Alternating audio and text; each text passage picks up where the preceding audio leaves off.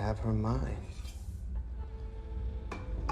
People in the AI community refer to the advent of digital superintelligence as a singularity. The point at which we have digital superintelligence, that's when we pass singularity, things become extremely unstable. So we want to have a human-brain interface before the singularity, or at least not long after it, to minimize existential risk for humanity and consciousness as we know it.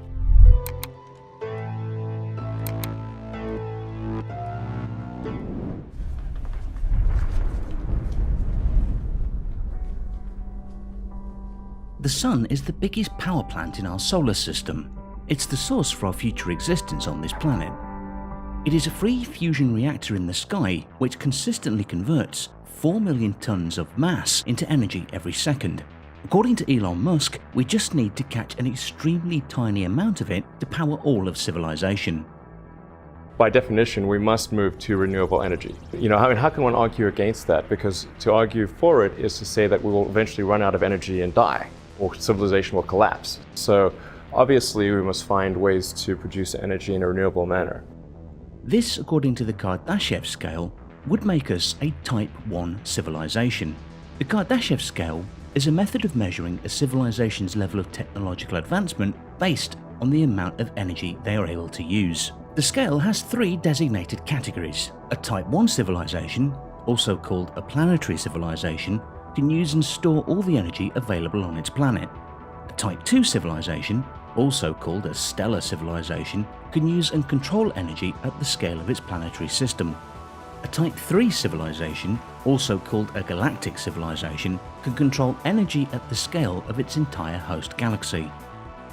At the current time, we are still at Type 0. Humanity has not yet reached Type 1 civilization status.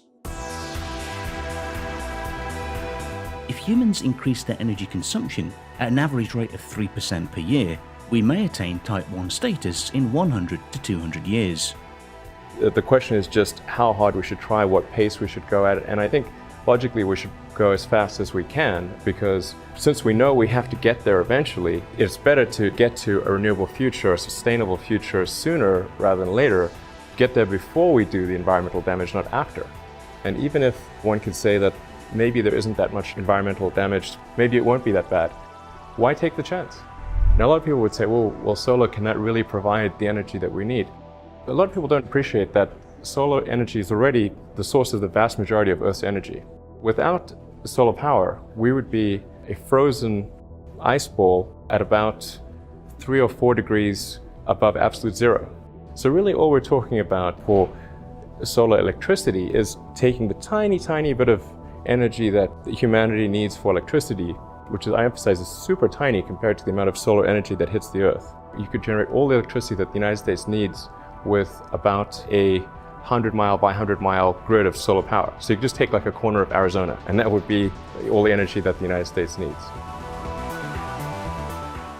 There are billions of stars in our galaxy similar to the Sun. Some of these stars have a high probability of having Earth-like planets. Many of these stars, and hence their planets, are much older than the Sun. If the Earth is typical, some may have developed intelligent life long ago. Some of these civilizations may have even developed superintelligence. If a species such as humans went from gathering near a campfire with their stone tools to an internet-using and rocket-building society in 300,000 years, what could an alien race achieve in 10 billion years? So, where is everybody? This apparent contradiction between the lack of evidence for extraterrestrial civilizations and various high estimates for their probability is also known as the Fermi paradox. There are many possible explanations for the Fermi paradox. One suggests that intelligent civilizations wipe themselves out too quickly. Another suggestion is that the most sophisticated civilizations are in post-biological forms of artificial intelligence or alien superintelligence. The Fermi paradox has inspired 50 years of debate, and many scientists have different opinions about the answer to it.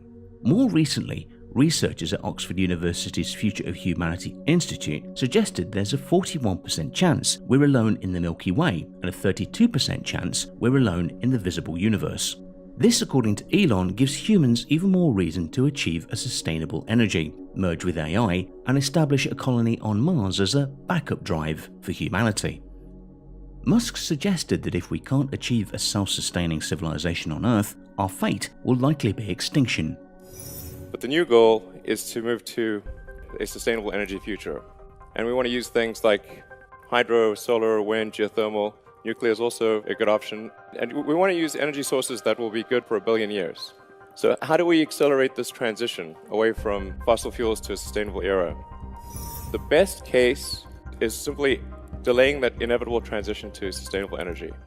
So the only thing we gain by slowing down the transition is just slowing it down. It doesn't make it not occur, it just slows it down. The worst case, however, is more displacement and destruction than all the wars in history combined. Elon, however, has a plan.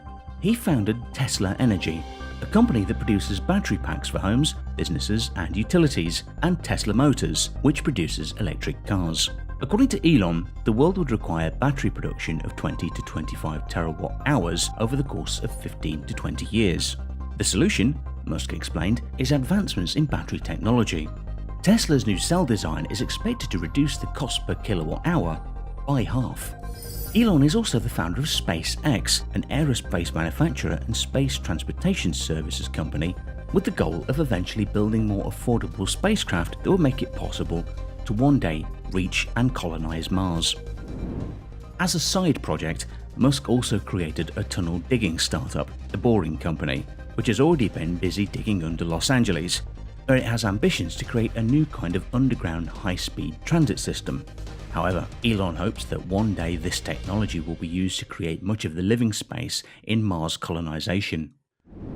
Elon Musk's most important company is Neuralink. His goal with Neuralink is to build ultra-high bandwidth brain-computer interfaces for human mind and eventually giving humans the option to achieve a symbiosis with artificial intelligence. This will enable humanity to avoid the extinction of the human race due to increasingly powerful AI advancements. We want to have a human-brain interface before the singularity, or at least not long after it, to minimize existential risk for humanity and consciousness as we know it. Right now, just the data we have regarding how the brain works is very limited. In order to really know what's going on in the brain, you have to have high-precision sensors, and then you want to have stimulus and response. Like if you trigger a neuron, how do you feel? What do you see? How does it change your perception of the world? The machine side is far more malleable than the biological side. So it will be the machine that adapts to the brain. That's the only thing that's possible. The brain can't adapt that well to the machine. There will be some adjustment to the brain because there's going to be something reading and simulating the brain, and so it will adjust to that thing. But the vast majority of the adjustment will be on the machine side. The vast majority of our intelligence will be digital. And I think there's room for optimism given that the cortex is very intelligent and the limbic system is not, and yet they work together well. Perhaps there can be a tertiary layer where digital superintelligence lies, and that will be vastly more intelligent than the cortex, but still coexist peacefully with the cortex and limbic system. Unpredictable consequences of AI is probably the biggest concern of the top AI researchers. However, if we succeed in merging with AI, in the blink of an eye, unsolvable problems will be solved, and possibilities the human race never dreamed of would be plausible. Erwin John Good was a pioneer of superintelligent work and thought. He captured a possible outcome of superintelligence. Let an ultra-intelligent machine be defined as a machine that can far surpass all the intellectual activities of any man, however clever. Since the design of machines is one of these intellectual activities, an ultra-intelligent machine could design even better machines. There would then be unquestionably an intelligence explosion, and the intelligence of man will be left far behind. Then the first ultra-intelligent machine is the last invention that man need ever make, provided the machine is docile enough to tell us how to keep it under control. In terms of how much pre-design is required, as long as the task of designing a superintelligent AI can be delegated to another AI or its successor, there's no risk that the first superintelligence may have to face irretrievably hard tasks. Being a Type 1 civilization means we would have complete control over all the energy on Earth. We would need to be to sustainably model, understand, replicate and control all the energy on Earth. It might take a few hundreds of years, but is a small amount of time on the timescale of the universe. Thanks for watching. Did you like this video? Then show your support by subscribing, ringing the bell and enabling notifications to never miss videos like this.